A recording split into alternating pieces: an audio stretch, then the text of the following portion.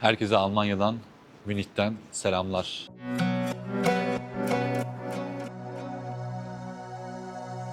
Şu anda 1158'den bu yana Münih'in kalbi olan Marienplatz meydanındayız.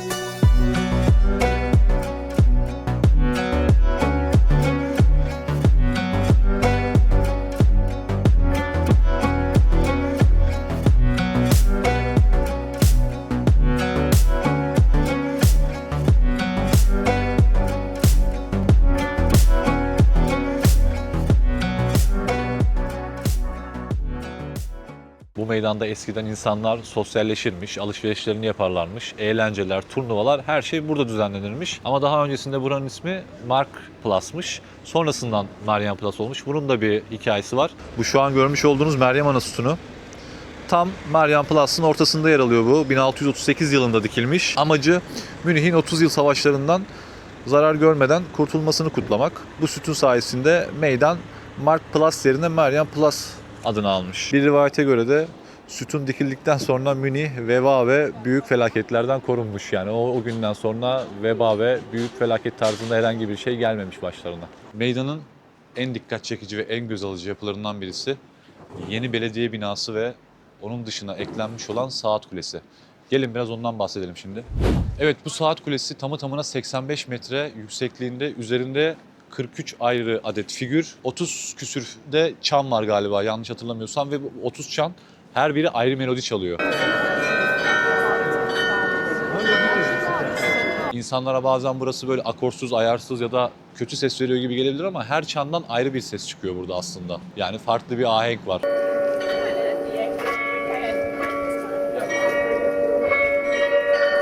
Her gün saat 11'de, yazları da ayrıyetten saat 12'de ve akşam 5 gibi 15 dakika süren bir gösteri sunmaktadır bu saat kulesi. Şimdi burada şöyle bir durum var. Bu üzerinde görmüş olduğunuz figürler hepsi aslında bir anlam taşıyor. Üst bölümde 1568'de Bavyera Dükü William'ın düğününü simgeleyen bir gösteri oluyor. Altında da bira yapımcılarının veba sonrası tekrar eski neşeli, hareketli, eğlenceli zamanla Münih'i döndürmek istemesini simgeleyen bir gösteri yapılıyor. Ama bu saat gösterilerin aslında eksik kalan bir yanı var.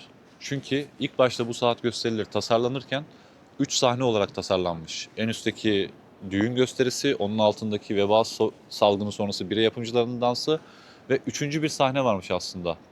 Veba sonrası Münih diye. Ama tabii o dönemler insanlar ölüm temalı bir şeyi hani hoşlarına gitmiyormuş, uğursuz olarak görüyormuş ve bunun yapılmasını istememişler, hoş görmemişler üçüncü bir sahnenin olmasına ve bu sahne yarım kalmış. Yani aslında tarihte bu saat gösterisi yarım kalmış bir hikayeyi anlatıyor. İlginç ki kule 2. Dünya Savaşı'nda hiçbir şekilde hasar almıyor ve 2007 yılında da şu anki görmüş olduğunuz haline gelecek şekilde restore edilip tekrardan açılıyor. Dip bir bilgi de vereyim size. Bu saatin yapımcısı Christian Rittmann aynı zamanda da modern içten yanmalı motorunda mucize sayılır. Yani bu saatte sadece ustalık değil, aynı zamanda da mühendislik var. Buraya geldiğinizde sadece bu meydanda değil, içeride çok güzel bir buranın avlusu var. Orayı da muhakkak bence gelin, görün, gezin. Hatta şimdi hep beraber gidelim bakalım.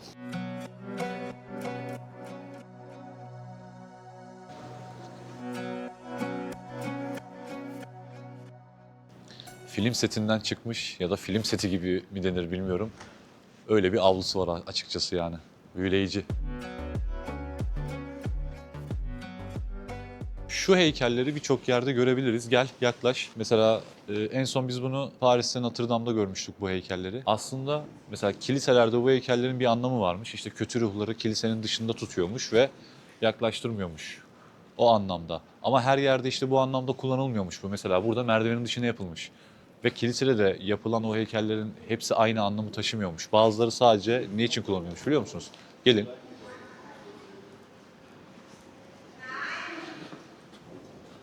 Bunun için. Yani su kanalı aslında. Dekoratif olarak tasarlanmış suyu tahliye etme kanalı olarak kullanılıyor bunlar. Şimdi burası yeni belediye binası ama ilginçtir ki görünüşü çok eski değil mi? Aslında buradaki eski belediye binası tam olarak şurada. Oraya doğru gidiyoruz şu anda. Ama eski belediye binasının şimdi görüntüsü sanki daha yeni yapılmış gibi. Yani çok ilginç. Bu arada 2. Dünya Savaşı'nda tabii ki burası büyük bir yıkım görüyor. Yani yıkım sonrası tekrar restore edilmiş ve yapılmış halleri. Burası da eski belediye binası. İçerisinde şu an oyuncak müzesi de var. Orayı da ücretli bir şekilde gelip ziyaret edebilirsiniz. Aklıma gelmişken söyleyeyim dedim.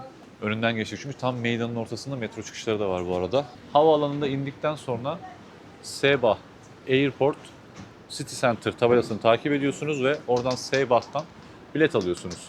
Konaklamanız neredeyse, eğer Marian Plus bölgesindeyse S1, S8. Bunlardan birine bilet alıyorsunuz. Yarım saat sonra Marian Plus buradan çıkıyorsunuz. Uçaktan indikten sonra Airport City Center tabelasını takip ettik. Bu otomatları buluyoruz. Burada şöyle bir şey var. Otomatta zaten Türkçe dil desteği de var. Türkçeyi seçtik. Gideceğimiz nokta, yani bizim gideceğimiz noktaya genelde herkesin gideceği nokta oluyor hemen hemen. S8 ile S1, yani Sebah 1, Sebah 8 diye geçiyor. Buradan ne olabilir? Bizim şu an bulunduğumuz noktayı gösteriyor. Varış noktamızı yazıyoruz.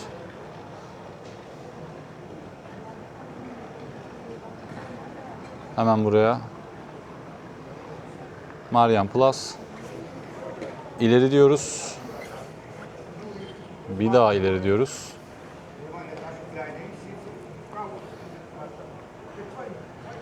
Şu an yüklüyor.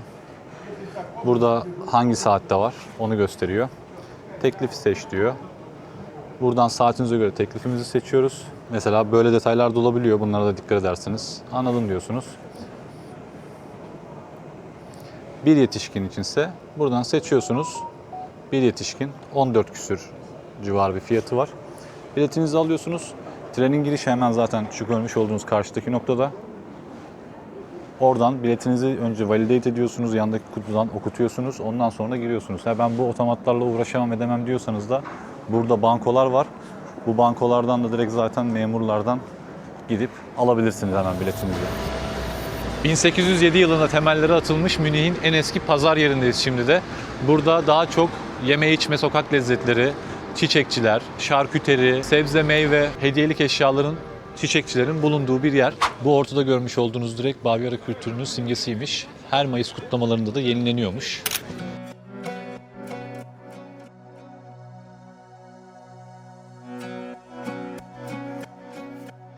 Şimdi pazarda bu yanımızdaki hamur işleri yapan bir dükkandan bir pretzel aldık. Normal pretzel, bir tane de kaşarlısından aldık. Pretzeli şöyle. Şöyle bir şey. Bakalım nasılmış. Bildiğin çubuk kraker. Sadece içi daha hamur. Tadı çubuk kraker, hiçbir farkı yok. Fiyat olarak da uygun bu arada. 0.80 cent. Şu da böyle peynirli. Peynirlisi daha güzel. Peyniri güzel yani.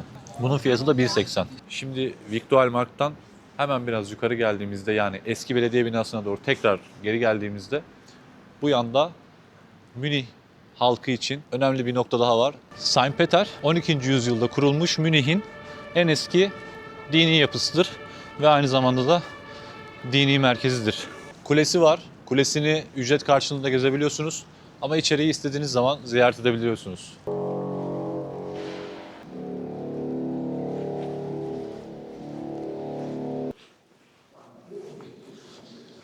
Çocuklar sabahın köründe kiliseye getirilmiş.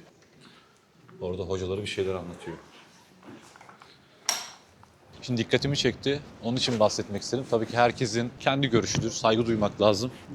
Bir grup küçük öğrenciyle, çocuklarla, büyük ihtimalle ilkokul öğrencileri, öğretmenleri, hocaları, yanında da bir iki kişi vardı. Onlar da rehber hocaları da olabilir. Kiliseye girdiler. Merak ediyorum. Bizim ülkede çocukları falan böyle camiye falan götürseler ne olur acaba yani? Nasıl bir tepki olurdu? Sizin bu konuyla ilgili düşüncenizi de merak ediyorum. Mesela burada ne kadar normal görüyorsunuz. O çocuklar daha küçük. Herhangi bir dini tercih belki de yok bile. Ama okul onları almış, kendi dini vecibelerini, geleneklerini, göreneklerini küçük yaşta aşılıyorlar yani açıkçası. Gösteriyorlar. Ama bunun gibi birçok cadde var ve birçok mağaza, dükkan, pasajlar, AVM'ler aşırı derecede çok fazla var. Ya hayatımda ilk kez bu kadar dükkanı bir arada ben Münih'te gördüm. Milano'da bile ben böyle bir şey görmedim.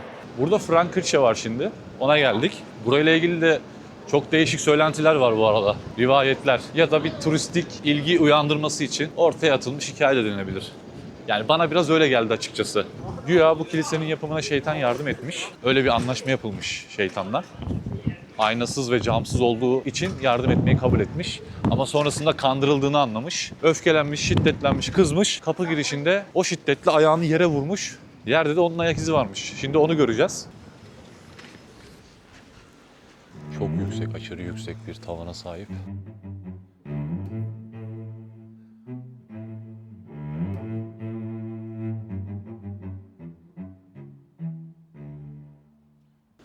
Evet, bu Bavyera düklerinin cenaze törenlerinde kullanılan tabut. Yani bunun içine yatırılıp bu şekilde bu havaya kaldırılıp taşınıp götürülüp herhalde gömüyorlardı. O bahsettikleri şeytanın ayak izi tam olarak şimdi şurada göstereceğim size.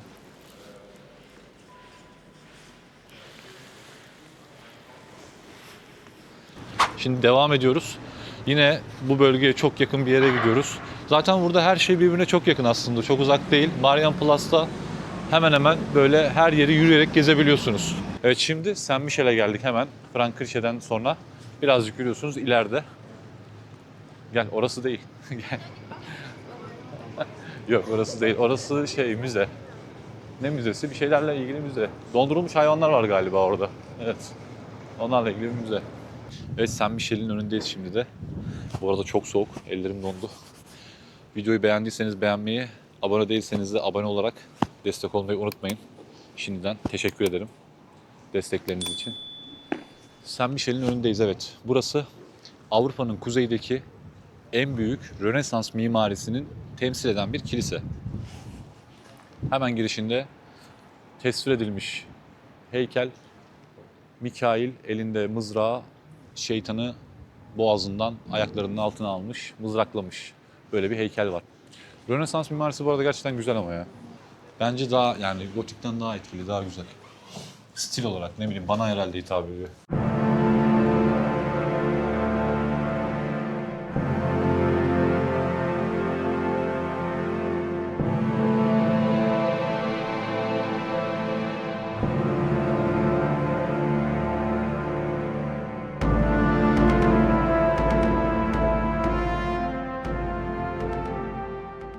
Arkamda görmüş olduğunuz havuzda kutsal su var. Burada inancını yerine getirmek isteyen insanlar çıkarken o sudan eline biraz sürüp yüzüne sürüyor. Selamını verip çıkıyor. Saint Michel'den de çıkıp aynı istikamette dümdüz yürümeye devam ettiğimizde bu şekilde buraya doğru geldiğimizde Karsplatz Caddesi'ni bitiriyoruz. Ayın 24'ünde gelecek olanlar varsa onları birçok noktada çok güzel böyle bu Christmas marketler, eğlence yerleri bekliyor. Tam arkamızda da var bir tane göster. Şu an burası da kuruluyor. Etraf kapalı. Bayağı büyük bir yer kuruyorlar içeriye. Bu arada bu bölgede gezerken bir şeyler yemek içmek için çok aceleci olmayın bence. Biraz keşif yapın. Marienplatz bölgesinin içi bence inanılmaz derecede pahalı. Birazcık bu bölgeden çıkıp biraz böyle lokal sokaklara doğru kaydığınızda fiyatların nasıl değiştiğine inanamazsınız. Öyle söyleyeyim. Yani yine kahve üzerinden ben size örnek vereyim. Daha önceki videolarda verdiğim gibi. Marienplatz'ta o bölgede, o çevrede 5,5-6 euro kahveler. Birazcık çıkıyorsunuz. Bir iki sokak böyle sokakların arasına giriyorsunuz. 1,5 eurolara kadar düşüyor kahveler. Yine çok güzel dükkanlarda, güzel butik kafelerde bu fiyatları içebiliyorsunuz. Aklınızda olsun. İkinci olarak da kahvenin dışında söyleyebileceğim Reve diye marketler var. Reve, Rize, Edirne, W, Edirne. Bu marketleri bulursanız bunların fırın bölümüne muhakkak uğrayın. İnanılmaz lezzetli şeyler var, hamur işleri. Ve aynı ürünler dışarıda 7, 8, 4, 5 bu fiyatlardayken buralarda 0,99, 1 euro civarında satılıyor. Ve çok lezzetli. Dışarıdan hiçbir fark olduğunu düşünmüyorum lezzet olarak. Gayet başarılı. İnanılmaz çeşit var bu arada bir de yani. Sadece hamur işi dediğimde şey gibi algılamayın, işte kruvasan falan değil. Domatesli, mozzarellalı, avokadolu, çok çok fazla şey var. Aynı zamanda bol yapabileceğiniz tezgahlar da var. Her türlü, her kişiye uygun yiyecek içecek bulunuyor. Denk gelirse bir yerde eğer şu an yürürken göstereceğim onu size. Evet, şu anda Sendingel Caddesi'nde Asam Kırşehir'in önündeyiz.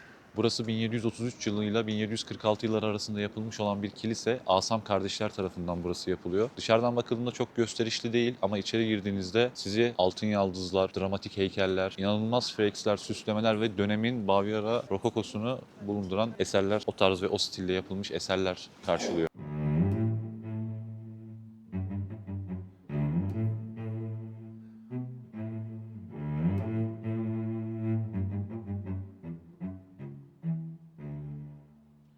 Sendilger Caddesi üzerinde çok güzel bir cinnamon roll yapan bir dükkan buldum. Güzel görünüyorlar. Birazdan çekeceğim size de. Bir girelim bakalım nasıl bir yermiş, ürünler nasılmış görelim önce.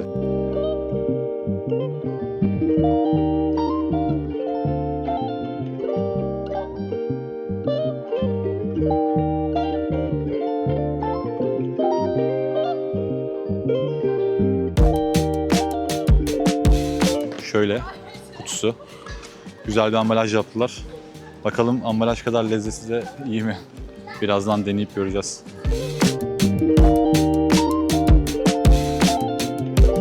Evet, az ileriden hemen sinnemonlarımızı almıştık. Biraz ilerisinde hemen burada JBL var. İçerisinde çok güzel kahve yapıyorlar. Helaluya diye bir kafesi var. Fiyatları da uygun. Kahvelerimiz 2 tane cappuccino. Tanesi 2.80. Etraftaki birçok yere göre çok uygun fiyatı. Bakalım tatlılarımız nasıl? Önemli olan tatlılar şu an. Bu arada o bahsettiğim Rev marketlerden hemen burada var. Hemen yanımızda, birazdan oraya da girer bakarız. Biz şöyle dörtlü aldık. Dörtlü, yedili, beşli diye böyle tek olarak fiyatlar değişiyor. Teklisi 5.20 idi. Dörtlüsü 18.90'dı galiba. Dörtlü alalım dedik. Bayağı da büyükler bu arada. Fazla bile gelebilir yani. Bir tanesi doyuracak büyüklükte neredeyse. Blueberry'li, cookie'li, pistachio fıstıklı. Bu da çilekliydi galiba. Çilekli kremalı. Çilekli bu. Çilekli kremalı. Az önceki güzeldi. Çilekli, çilek reçelli. Bu fıstıklı, pistachiolu. Bakalım.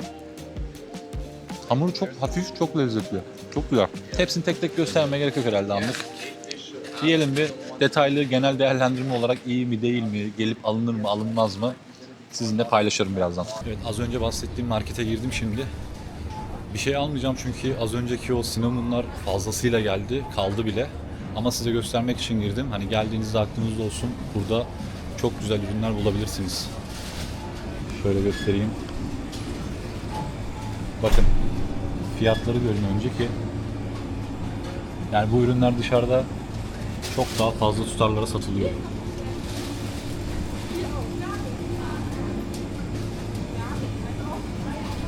Daha önce yemiştim ben. Şundan yemiştim, bu avokadolu domatesli bir şey. Yazıyor zaten burada. Mesela burada farklı, burada 1.69 demiş. Benim girdiğim aynı market farklı bir yerde girmiştim ben. Orada bu 1.20 idi. Demek ki yerine göre de değişiyor.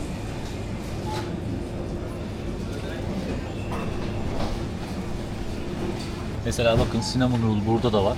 1.79.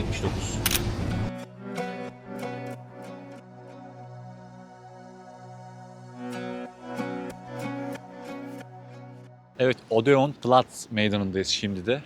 Bu meydanda Kral Ludwig'in yine Roma mimarisini ne kadar önemsediğini, ne kadar sevdiğini gösteren meydanlardan birisi. Çünkü şu an mesela tam arkamda görmüş olduğunuz yapı Floransa'dan size tanıdık gelmiş olabilir. Bunun adı Feldherhalle.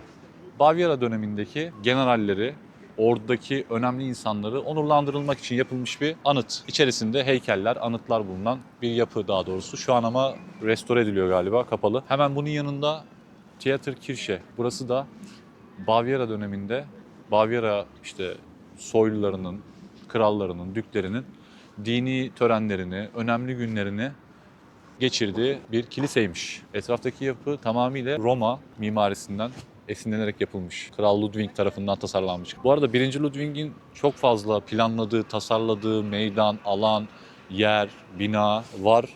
Mesela Königplatz diye bir bölge var. Oraya da gideceğiz. O bölgeyi de o tasarlamış. Her yerde çok fazla derecede onun da eseri var. Hemen az ileride zaten şurada heykeli var ve bu önümüzdeki caddede Ludwig bir caddesi olarak geçiyor. İleride karşılıklı olarak üniversiteler var. Almanya'nın Münih'in önemli üniversiteleri bulunmakta. Ve hemen bu tarafımızda da Residence Münih, Münih Sarayı bulunmakta. Birazdan oraya da bakacağız. Açıksa eğer şu Theaterkirche'nin bir içine bakalım. Giriliyor mu, girilmiyor mu, ücretli mi değil mi onu da görmüş olalım. Kapıyı açtım, girdim direkt içeri, şu an kimse yok gibi. Burası da Karplas'taki Saint Michel gibi yine Rönesans mimarisiyle tam anlamıyla. Zaten dışarısı Roma mimarisi demiştik yani. İçerisinin farklı olması beklenmezdi yani. Hemen hemen aynı Saint Michel'de birbirine benziyor.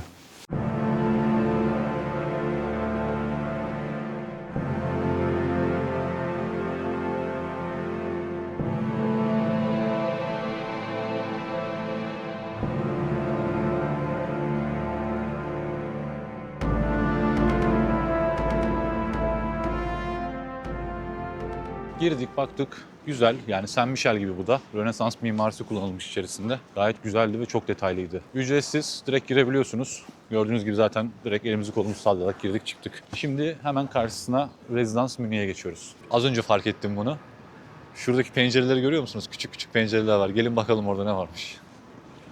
Ben bir an bizdeki gibi inşaat izleme penceresi zannetmiştim ama meğersem o değilmiş. İçerideki eserlerin görselleri var hani görmek isteyenler için.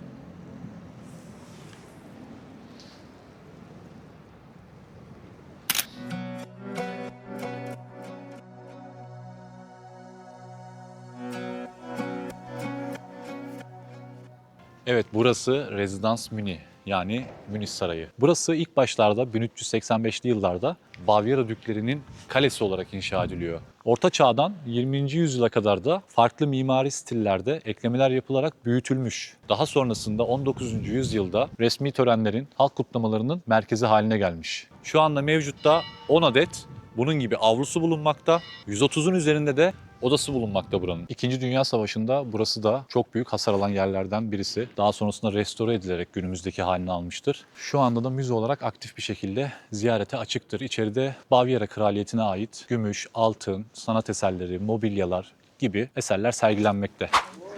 Evet, Residence Münih'in avlularından birindeyiz şu an. Buraya da çok güzel bir Christmas market kurmuşlar. Hatta burası aktif açılmış. Sadece dükkanlar şu an saat gereği kapalı. Sabah erken saat. Akşamları burası çok daha güzel oluyordur eminim. Ama genel fiyatlara bakacak olursak mesela size şöyle biraz örnekler vereyim. Mesela sıcak içecekler var burada. Alkollü, alkolsüz 5, 7 o civarda fiyatlardan başlıyor. Burayla ilgili şöyle bir şey de söyleyeyim. Bardakları alıyorsunuz, iadeli olarak alıyorsunuz. Örnek veriyorum, içeceğiniz, alacağınız içecek 5 euro ama sizden bardak parası da alıyor. 10 euro olarak alıyor. Geri götürdüğünüzde bardağı, paranızı alıyorsunuz. Geri götürmüyorsan bardağı alıp hediyeye, ana olarak götürebiliyorsun.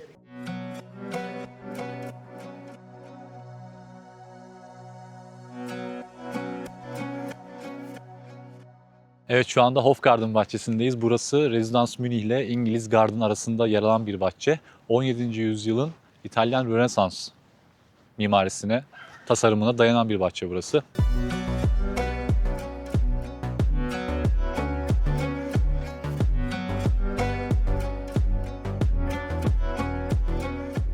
Bu arada Münih hakkında genel bazı bilgilere değinecek olursak 1,5 milyon nüfusuyla Almanya'nın en güçlü ikinci ekonomik şehri. Evet, burada BMW, Lufthansa, Siemens gibi markaların, yani bu dünya devlerinin merkezi tam olarak Münih'te bulunmaktadır. Münih aynı zamanda Almanya'nın en pahalı şehirlerinden ve yaşam kalitesinin en yüksek olduğu şehirlerden birisi.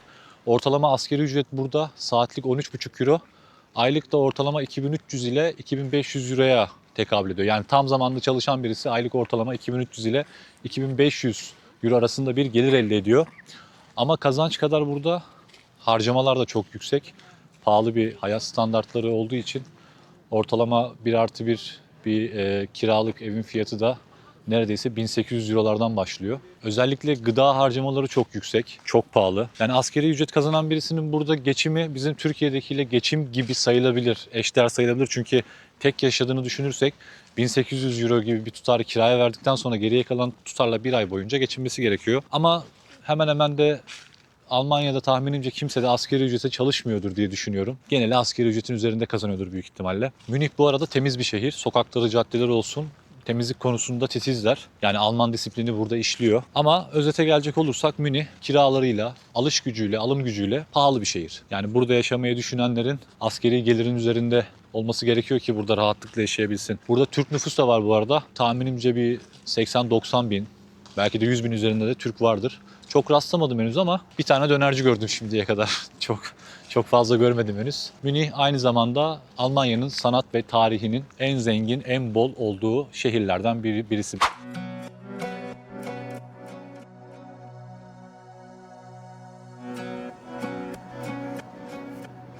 Bak, görüyor musun? Yapılarla tabelalar nasıl uyumlu, yani yapının görüntüsünü, kalitesini bozmayacak şekilde yapılmış bütün tabelalar. Starbucks'ın tabelası, Ferrari'nin tabelası, Aksa, bir sürü tabela var da. Ama hepsi yapıyla bir uyum içerisinde. Yani bizim ülkemizde olsa bu şu an burada burayı böyle rengarenk görebilirdiniz.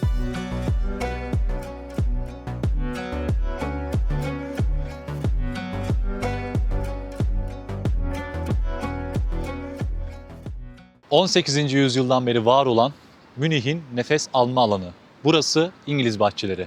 Yaklaşık 375 hektar alana sahip olan bu park Avrupa'nın en büyük şehir parklarından birisi. İnsanların sosyalleştiği, hafta tatillerinde, boş vakitlerinde gelip değerlendirdiği, kafa dinlediği güzel bir alan aslında burası. Yürüyüş, koşu ve spor için çok ideal bir yer burası. Zaten görüyoruz etrafta insanları koşuyorlar, yürüyüş yapıyorlar. Piknik yapanlar şu an olmasa da yazın muhakkak oluyordur. Köpeklerini gezdiriyorlar. Oyun parkları var. Çocuklarını getirip orada eğlendiriyorlar. Yazın ve kışın da belli bir dönemlerde konserler de düzenleniyor burada aynı zamanda. İngiliz peyzajıyla tasarlanmış bir bahçe. Geniş çayırlar, kayın ağaçları, meşe ağaçları. Aynı zamanda içerisinde Japon bahçesi ve Çin pagodası da bulunmaktadır. Münih halkının hafta sonları kaçıp kafa dinleyeceği güzel bir bahçe. Burası da yine İngiliz bahçelerinin içinde bulunan, genelde gelip sörfçülerin sörf yaptığı bir alan. Şurada görmüş olduğunuz dalga sayesinde buradan faydalanıyorlar. Burada aktivite yapıyorlar, sörf yapıyorlar. Oradaki o dalga 1 metrelere kadar bulabiliyormuş.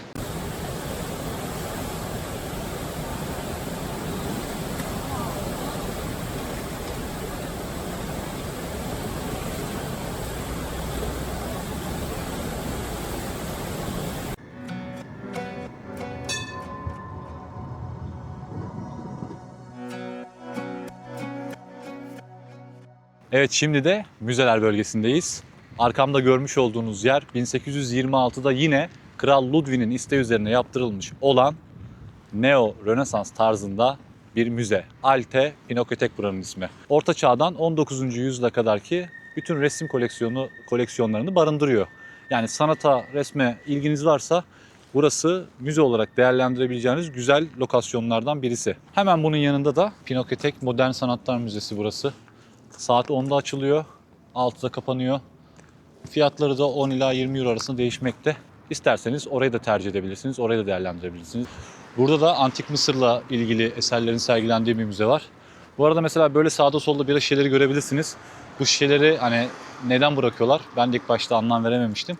Bunlar depozit oluyormuş. Evsizler bunları alıp işte karşılığında parasını alsın diye böyle köşelere bırakıyorlarmış. Yani pislik veya çöp olarak o niyetle atılmıyor kenarlara.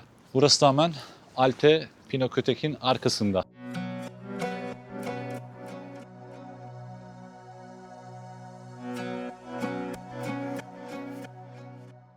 Evet, şu anda da Königplatz Meydanı'na gelmiş bulunmaktayız. Tam arkamda görmüş olduğunuz yer, yani bu yapı şehrin giriş kapısı olarak ve şehrin simgelerinden bir tanesi. Yunan bağımsızlık savaşlarını onurlandırmak için ve Almanya'nın işte özgürlük kültürünü simgeleyen ve Yunan mimarisi stilinde yapılmış bir yapı. Hemen burada da Glyptotek, Kral Ludwig'in özel eserlerini, Roma ve Yunan heykellerinin sergilendiği bir müze burası da. Yani antik çağa ait özel koleksiyonlarının sergilendiği bir müze. Hemen arkasındaki de ismini şu an hatırlayamadım. Burası da ama arkeoloji müzesi. Burası da güzel bir müze. Bunların da ziyaret saatleri hemen hemen diğerleriyle aynı. Sabah 10'da açılıyorlar, akşam 5'te kapanıyorlar. Şimdi şöyle bir şey oldu, onun bilgisini de vereyim size. Glyptotek'e, yani arkeolojik olan müzeye girmek için, bilet almak için içeri girdim az önce ben. Oradaki görevli kişi bana dedi ki, burası dedi 8'e kadar açık. Karşı taraf dedi, heykellerin olduğu müze için bilet almaya girdim. Bana dedi 8'e kadar açık burası. İstersen dedi önce karşıya arkeoloji müzesine git dedi. Orası 3'ten sonra kapanıyor dedi. Daha erken kapanıyor dedi. Orayı hızlıca gezip buraya gelebilirsin. Ve şunu söyledi. Bu biletle dedi bu ikisini de gezebiliyorsun dedi. Tek biletle bu iki müzeyi de gezebiliyorsunuz. Bilginiz olsun. Bileti de şöyle.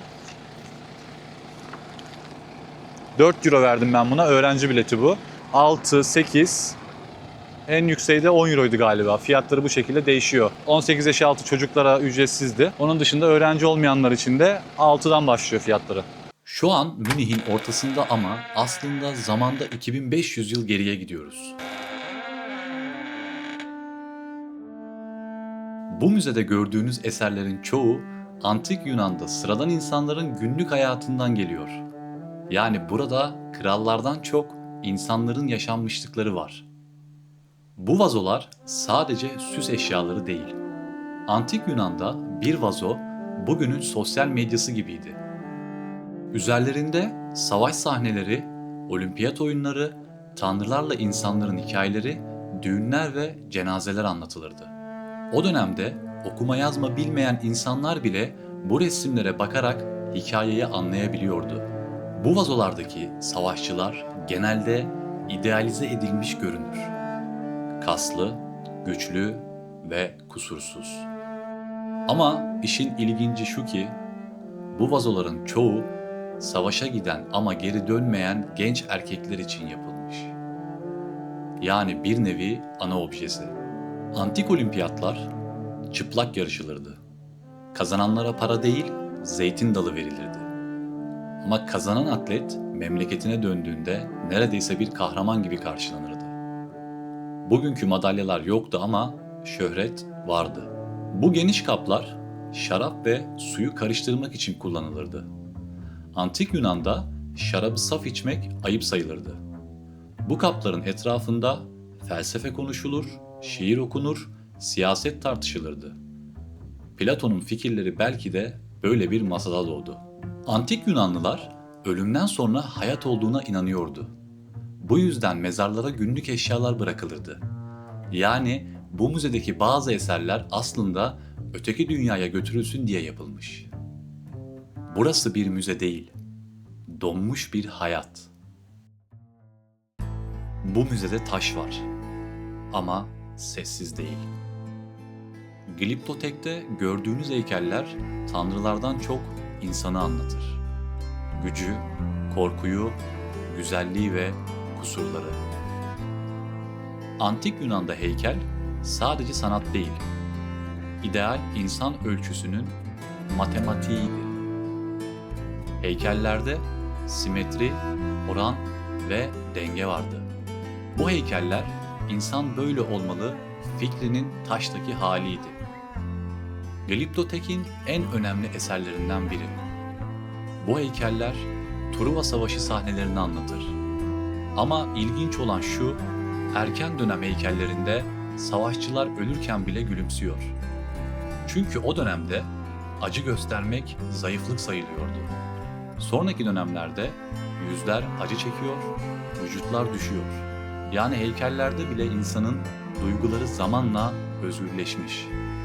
Roma dönemine geldiğimizde heykeller daha gerçekçi. Kırışıklıklar, yaşlılık, sert bakışlar. Roma heykelleri güzeli değil, gerçeği anlatmak ister. Bazı büstlerde güç, bazılarında korku, bazılarında pişmanlık var. Roma imparatorları heykellerle kendini ölümsüzleştirirdi. Ama hep genç, hep güçlü, hep sakin. Bu antik Roma'nın propaganda yöntemi. Bugünün afişleri, reklamları, sosyal medya imajı gibi düşünebilirsiniz.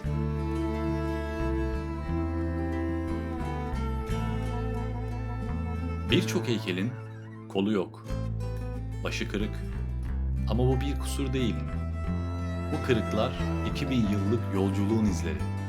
Ve ilginçtir, bazen heykeli güzel yapan şey eksik olmasıdır. Gliptotek'ten çıkarken şunu fark ediyorsun. Antik Yunan geçmişte değil, hala yüzümüze bakıyor. İki müzeyi de bitirdik. Çok büyük değillermiş. İkisini ortalama yaklaşık 1 saatte gezebilirsiniz. Bu arkamdaki müze bu arada tek başına sadece antik Yunan heykellerini barındıran tek müzeymiş. Burası şu an heykellerin olduğu hani Gliptotek olan müzenin arka tarafı. Ve çok ilginç bir şey gördüm. Göstermek istiyorum bunu. Bakın burası müzenin arkası. Yani şu pisliğe şaşırdım açıkçası burada ben görünce. İzmaritler her yerde. Şemsiyeler, pislikler, borular, şişeler.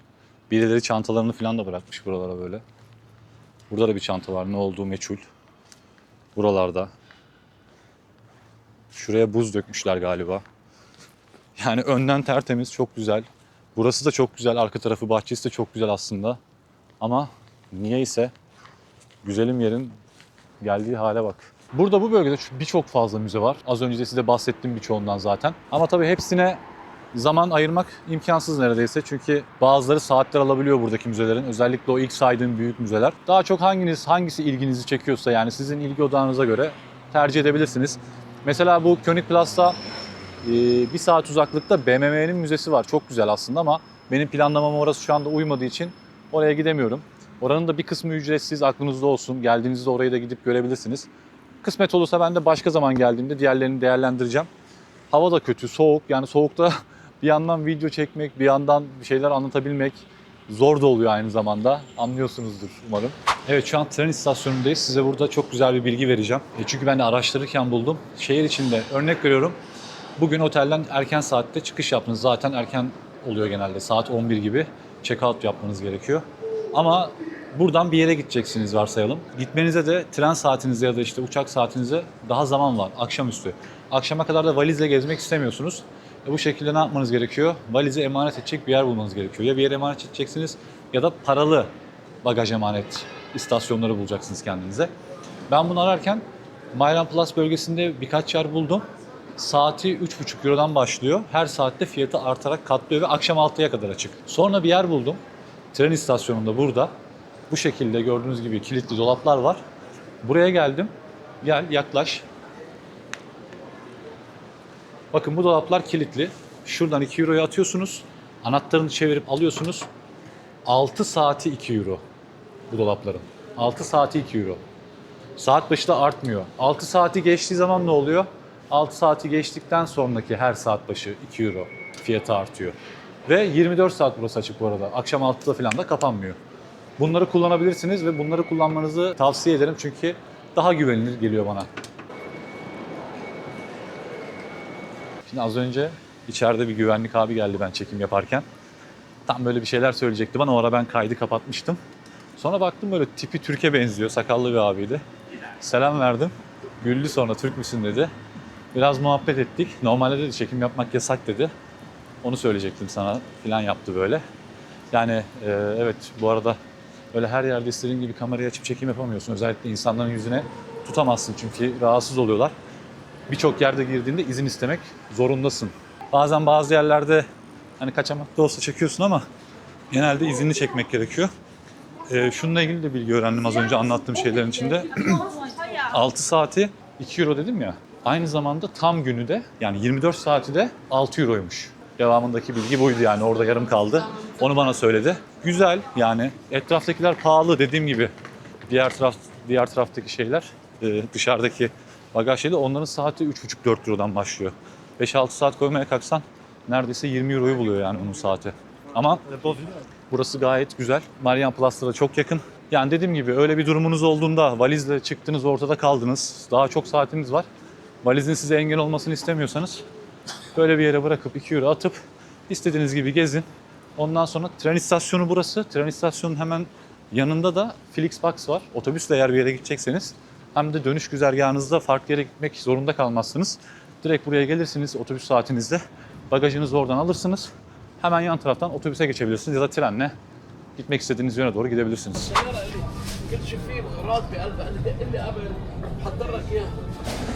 Burada böyle güzel balık sandviçi yapan bir yer gördük de deneyelim dedik bakalım nasıl bir sandviçleri. Bir tane tuna balıklı, bir tanesi de somonlu. Toplam 11.48. Bir tanesi tuna balığı 6 küsürdü galiba, 6.49. Diğeri de 4.99. Bu tuna balıklı olan. Bu şekilde bakalım tadı nasılmış, güzel miymiş? Ekmekler. Kırmızı lahana da var içinde. Tuna balığı bu arada güzel, gayet lezzetli yani. Abi bu soğukta soğuk sandviç neden yersin ki? Ağzım dondu ya. Sandviçler bu arada soğuk sandviç. Bakalım wrap gibi olanı deneyelim bir de bu nasılmış. Bu güzel bayağı ama çok cıvık. Yani denenebilir, güzel bir yer. İsmi North Sea, bu Victual Market'in bu pazar yerinin içinde burası. Şimdi çok güzel bir sosisi yapan bir yere geldik burada. Domuz da yapıyor, dana da yapıyor. Ama dananın buzağı atar yani çok büyümemiş dana etiymiş bu. Onu söyledi ustamız. Şöyle göstereyim size ürünleri de.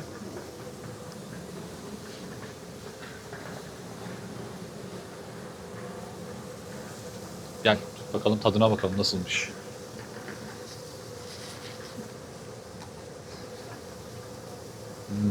Very nice. Bu arada gerçekten güzel. Rengi beyaz ama ben hindi sanmıştım ilk başta. Hindi değilmiş, gerçekten dana eti zaten tadından belli oluyor. Gayet lezzetli. Fiyatını sormadım ama direkt aldım bakalım ne kadarmış. How much? 480. 480. 480. Good. Thank you. Thank you. And here we go. Dankeschön. Dankeschön. Have a nice day. Yes, you too. Thank you.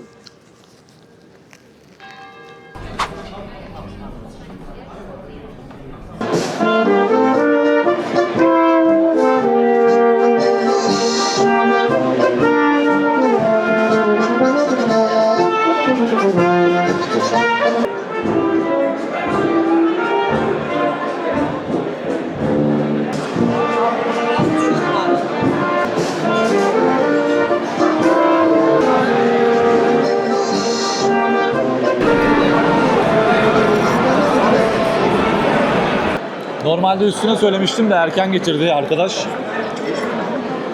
Patates çorbası bu. Çok güzel.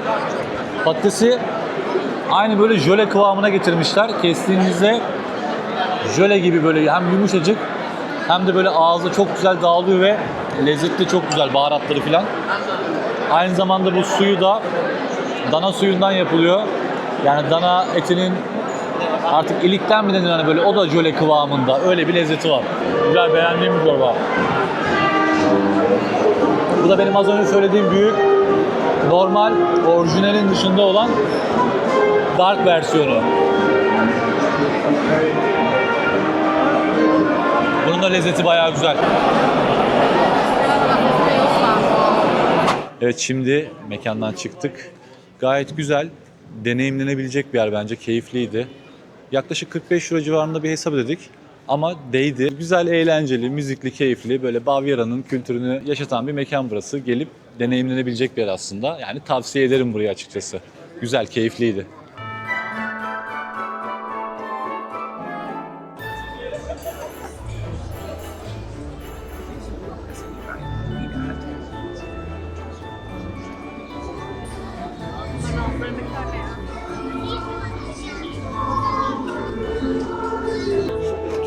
Hallo, liebe Kinder.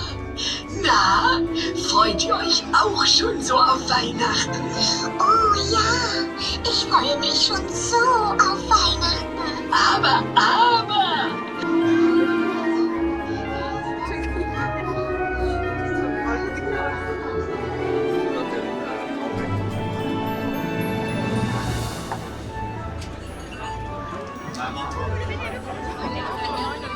Evet, 2 adet punch aldım. Tanesi 4 euro ama 9 euro olarak veriyorlar bu bardaklar depozitolu. Bardağı geri götürdüğünüzde depozito ücretini geri iade alıyorsunuz. Geri götürmek istemiyorsanız da magnet yerine böyle bu bardağı eve götürebilirsiniz direkt yani. Anı olarak, hatıra olarak.